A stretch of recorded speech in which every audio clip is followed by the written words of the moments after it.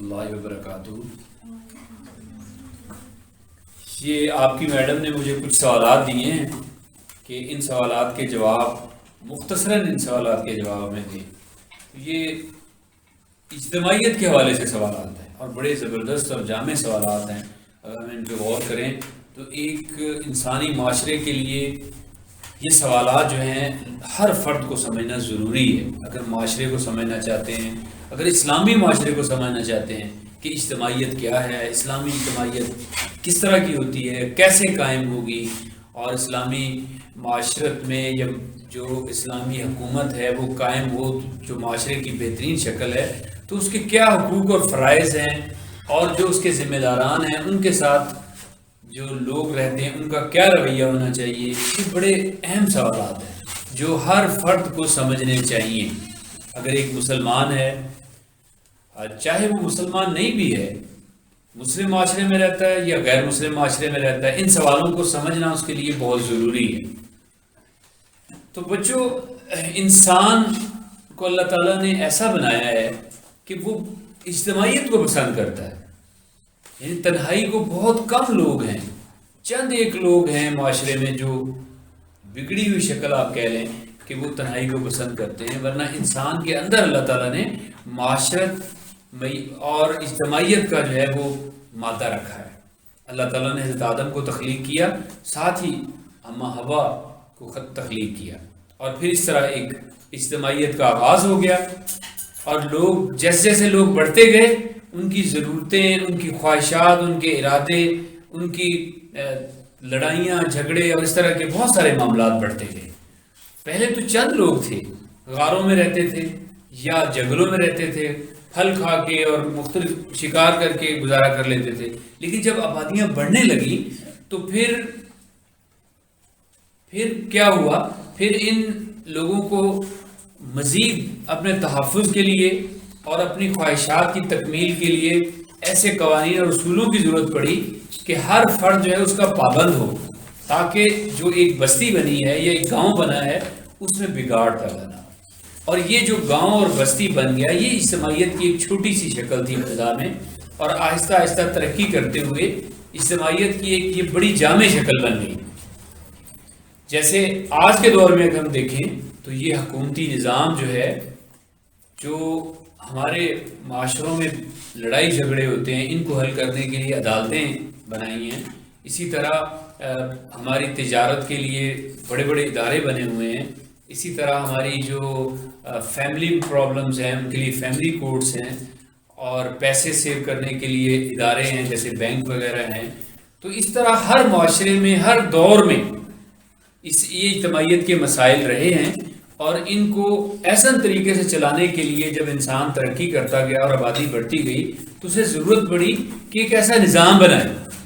اور وہ نظام جو ہے اس کو آپ کہہ سکتے ہیں کہ وہ حکومت یا ریاست یا کوئی اسٹیٹ ہوگی جو ان سارے معاملات کو قابو کرے۔ مثلا ہم اس کو اس طرح سمجھ سکتے ہیں کہ اگر ایک معاشرے میں اجتماعیت میں دو افراد کا جھگڑا ہو گیا ہے اور وہ اپنے جھگڑے کو یا قتل ہو گیا ہے، تو جو فریق مقتول فریق ہے اس کے ورثاء جو ہیں وہ بدلہ لینے کے لیے قاتل کے خاندان کو قتل کرنا شروع کر دیں، تو کیا ہوگا؟ لڑائی کم نہیں ہوگی، لڑائی بڑھتی جائے گی، پھر یہ قتل سے قتل در قتل کا معاملہ ہوتا جائے گا اور فتنہ جو ہے وہ بڑھتا جائے گا۔ حکومتوں کا کام یہ ہے، جو اجتماعیت کی بہترین شکل ہیں حکومتیں، ان کا کام یہ ہے کہ ایک ایسا نظام بنایا جائے کہ لوگ قانون کو اپنے ہاتھ میں نہ لیں، اپنے فیصلے خود نہ کریں، بلکہ وہ ایک ادارے کے تحت جو ہے وہ فیصلے کروائیں۔ اگر کسی نے قتل کیا ہے تو اس کو قانون کے دائرے میں لا کے اگر پھانسی کی سزا دی جائے گی تو اس کے جو ورثاء ہیں وہ اس پہ مزید بگاڑ کو بڑھائیں گے نہیں، بلکہ ظاہری وہ سمجھ جائیں گے کہ ہم نے غلطی کی ہے، ہمیں سزا ملے گی۔ تو اجتماعیت کی جو بہترین شکل ہے وہ ایک حکومت ہو سکتی ہے۔ اب اللہ تعالیٰ نے ہمارے اندر یہ مادہ رکھ دیا ہے کہ فَأَلْهَمَهَا فُجُورَهَا وَتَقْوَاهَا، اللہ تعالیٰ نے دونوں چیزوں کو تخلیق کیا ہے، نیکی کو بھی اور برائی کو بھی، اور یہ دونوں ہمارے اندر رکھ دی ہیں، تقوی پرہیزگاری، نیکی، اور فجور گناہ برائی، یہ دونوں چیزیں رکھی ہیں، اور ان دونوں چیزوں کی وجہ سے جو رجحانات ہمارے اندر پائے جاتے ہیں، کبھی ہم نیکی کی طرف رواں ہو جاتے ہیں اور کبھی برائی کے لیے سربستہ ہو جاتے ہیں۔ تو اس کو روکنے کے لیے، ایک حد میں رکھنے کے لیے، کنٹرول کرنے کے لیے ایسا نظام ہونا چاہیے جس کو ہم حکومت کہہ سکتے ہیں یا ریاست کہہ سکتے ہیں۔ تو مسلمان معاشروں میں یا مسلم اجتماعیت میں بھی ظاہری بات ہے ضرورت ہے، قتل ہوگا، چوری ہوگی، کوئی ڈاکہ پڑے گا، کوئی ایسا مسئلہ ہوگا جس کو حل کرنے کے لیے ہمیں ضرورت ہوگی کہ قانون کو اپنے ہاتھ میں نہ لیں۔ تو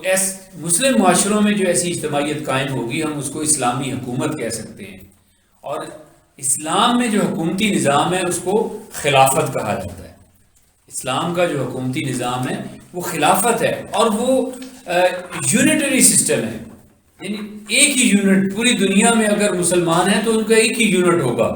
خلافت ایک ہی مرکز ہوگا۔ ہاں یہ ہو سکتا ہے، ایک حدیث میں ہمیں پتہ چلتا ہے کہ ایک قبیلے کے لوگ آئے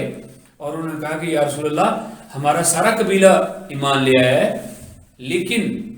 مدینہ سے ہم اتنے فاصلے پر ہیں، جب ہم کوئی اپنا مسئلہ لے کے یا کوئی چیز لے کے آتے ہیں تو راستے میں اور کفار قبائل ہیں، وہ ہمارے لیے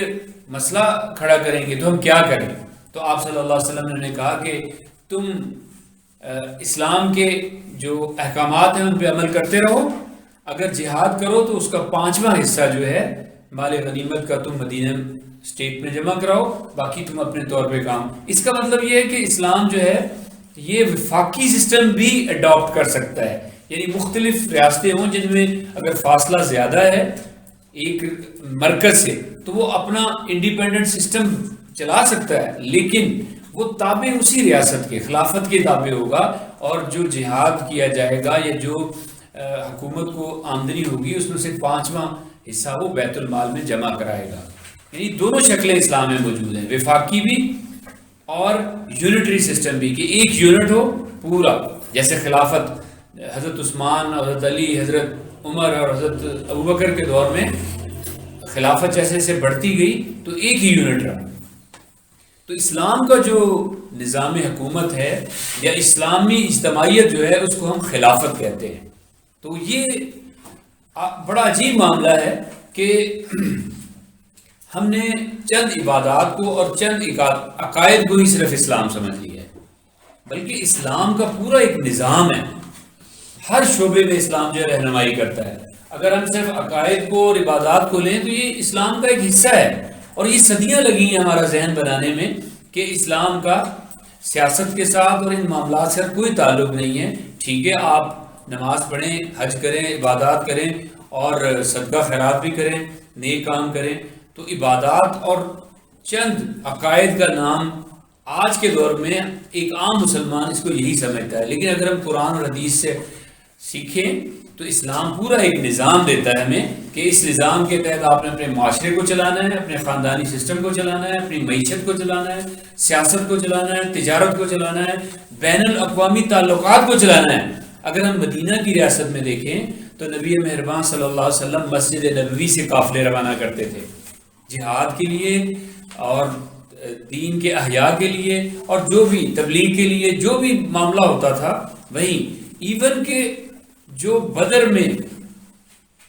کفار مکہ کے قیدی پکڑ کے لائے گئے تھے ان کو بھی مسجد نبوی میں رکھا گیا تھا۔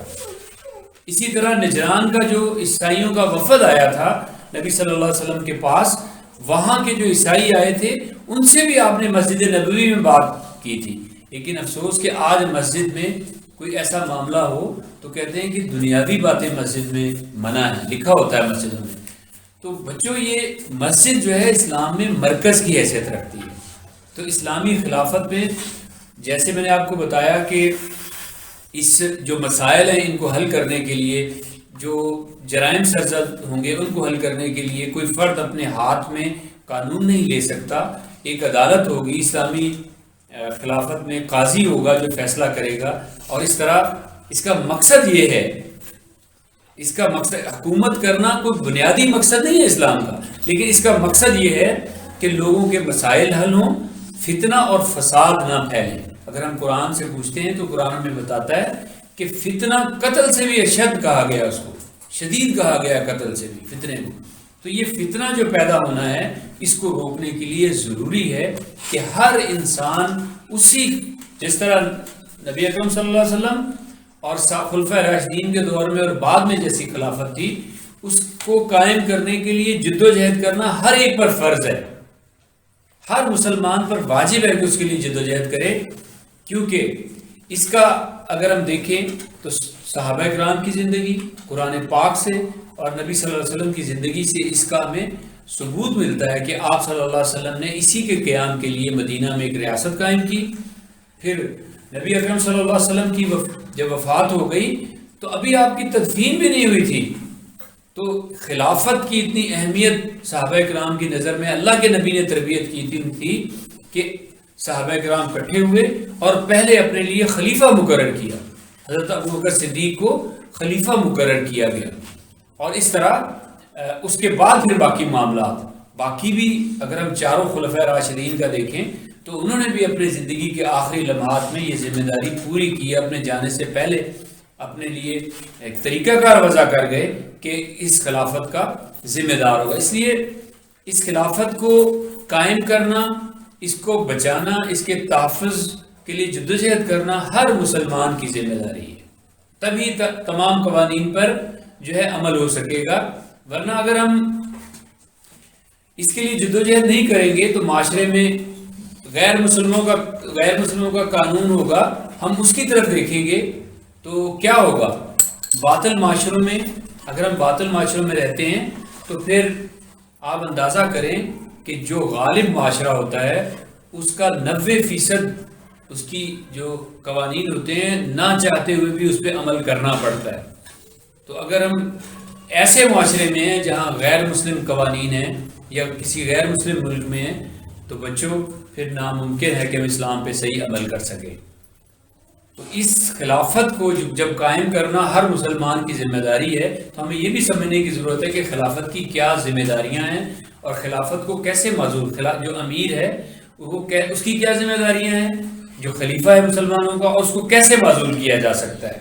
اور اس کی اطاعت کی کیا حدود ہے۔ خلیفہ کی جو ذمہ داریاں ہیں اس میں اگر ہم غور کریں تو پہلی ذمہ داری اس کی یہ ہے کہ وہ دین کی اشاعت کے لیے، دین کی نظریاتی سرحدوں کی، دین کے پھیلانے کے لیے جدوجہد کرے گا، اور دین کی جو بنیادیں ہیں، عبادات ہیں، نماز، روزہ، زکوٰۃ، ان کے قائم کرنے کے لیے جدوجہد کرے گا۔ کیونکہ اگر ہم سورہ حج میں دیکھیں تو اللہ تعالیٰ نے بتایا ہے کہ جو مسلمان ہیں الذین ان مکناہم فی الارض اقاموا الصلاۃ وآتوا الزکاۃ وامروا بالمعروف ونہوا عن المنکر وللہ عاقبۃ الامور، یعنی جب اللہ تعالیٰ ایسے لوگوں کو دنیا میں حکومت دیتا ہے تو وہ زمین پر نماز کا نظام قائم کرتے ہیں اور زکوٰۃ کا، اور نیکی کا حکم دیتے ہیں اور برائی سے روکتے ہیں۔ یعنی اتنا اہم فریضہ ہے خلافت کا کہ اس نے دین کی اشاعت کرنی ہے، نماز اور زکوٰۃ کا باقی جو نظام ہے اس کو قائم کرنا ہے، اسلامی حدود کو قائم کرنا ہے، اور مظلوم کی مدد کرنی ہے، اور آخری اور سب سے اہم جو فریضہ ہے وہ امر بالمعروف و نہی عن المنکر ہے، جس کے لیے خلافت قائم ہوئی ہے، اور ہر فرد پہ یہ اسی طرح فرض ہے جیسے باقی فرائض ہیں کہ وہ خلافت کے اندر بھی اور خلافت کے باہر بھی اس کے لیے جدوجہد کرے گا۔ اب خلافت جب قائم ہو گئی تو اس کی اطاعت کے لیے، اس کی اطاعت کرنا، اس سے محبت کرنا، کیونکہ یہ اللہ تعالیٰ نے ذمہ داری لگائی ہے، وہ بھی ہر مسلمان کی ذمہ داری ہے، لیکن اس کی کچھ حدود ہیں کہ نبی اکرم صلی اللہ علیہ وسلم کا ارشاد ہے کہ جس نے میری اطاعت کی اس نے اللہ تعالیٰ کی اطاعت کی، اور جس نے میری نافرمانی کی اس نے اللہ تعالیٰ کی نافرمانی کی، اور جو اپنے امیر کی اطاعت کرے گا یعنی خلیفہ کی اطاعت کرے گا وہ میری اطاعت کرے گا، اور جو اپنے خلیفہ کی نافرمانی کرے گا، امیر کی نافرمانی کرے گا، وہ میری نافرمانی کرے گا۔ اتنی اہمیت ہے اس چیز کی۔ اب تصور کریں کہ ایک ذمہ دار فرد ہے جو اس کی اطاعت کو اللہ کی اطاعت کے ساتھ نبی صلی اللہ علیہ وسلم کی اطاعت سے اس حدیث میں جوڑا گیا ہے۔ لیکن بچوں ہمیں یہ سمجھنے کی ضرورت ہے کہ اطاعت صرف نیکی کے کاموں میں ہے، کوئی ایسا کام جو دین کے ساتھ ٹکراتا ہو، دین کی بنیادوں کے ساتھ، دین کے اصولوں کے ساتھ ٹکراتا ہو، اس میں اطاعت نہیں۔ اگر خلیفہ کوئی معصیت کا حکم دیتا ہے تو وہ ہم نے نہیں کرنا، کسی نے بھی نہیں ماننا، اس کے ہم پابند نہیں ہیں۔ تو اللہ تعالیٰ اس کو ہمیں قائم کرنے کی توفیق دے، اور پھر اسی طرح جیسے خلفۂ راشدین نے اور صحابہ کرام نے اس پہ عمل کیا، ہم بھی ان کے نقش قدم پہ چلیں۔ اب خلافت اگر اپنے راستے سے ہٹ جاتی ہے تو اس کو معزول کیسے کرنا ہے؟ اس کے لیے فقہا نے بہت سارے رول لکھے ہیں، جن میں 5-6 چیزیں بڑی اہم ہیں، اور اس جو رول لکھے ہیں اگر ہم دیکھیں تو اس دور میں ان سارے رولز پر عمل ہو سکتا ہے، لیکن اس دور میں جب یہ رولز ڈیولپ کیے گئے تھے، بنائے گئے تھے، اس میں بنیادی چیز یہ رکھی گئی تھی کہ جب خلیفہ نماز کا انکار کر دے گا تو پھر اس کو معزول کرنے کے لیے مسلمان اٹھ کھڑے ہوں گے، یا وہ اسلامی عقائد کو بدلنے کی کوشش کرے گا، اسلامی حدود کو بدلنے کی کوشش کرے گا، یا خود وہ کافر ہو جائے، بدعقیدہ ہو جائے تو پھر اس کو ہٹانے کی کوشش کی جائے گی۔ یہ 3 رول ایسے ہیں کہ جن پہ اگر خلیفہ عمل نہیں کرتا یا خلافت عمل نہیں کرتی تو پھر ہر مسلمان پر یہ فرض ہو جاتا ہے کہ وہ ان کو اس پہ لانے کی کوشش کرے گا، کیونکہ حدیث میں آتا ہے کہ اصل مومن تو وہ ہے کہ جو ظالم اور جابر حکمران کے سامنے کلمہ حق کہے۔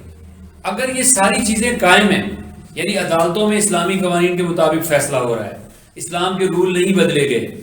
خلیفہ نماز کا پابند بھی ہے، اور اس کے بعد وہ رعایا پر کچھ ظلم کرتا ہے، زیادتی کرتا ہے، تو فتنے سے بچنے کے لیے یہ کہا گیا ہے کہ اس کے خلاف نہ اٹھ کریں، صرف فتنے سے بچنے کے لیے اور قتل سے بچنے کے لیے، کیونکہ اگر اس کو زبردستی ہٹانے کی کوشش کریں گے تو پھر فتنہ اور قتل و غارت کا بازار گرم ہو جائے گا۔ لیکن آج کے دور میں یہ معاملہ ختم ہو گیا کہ آج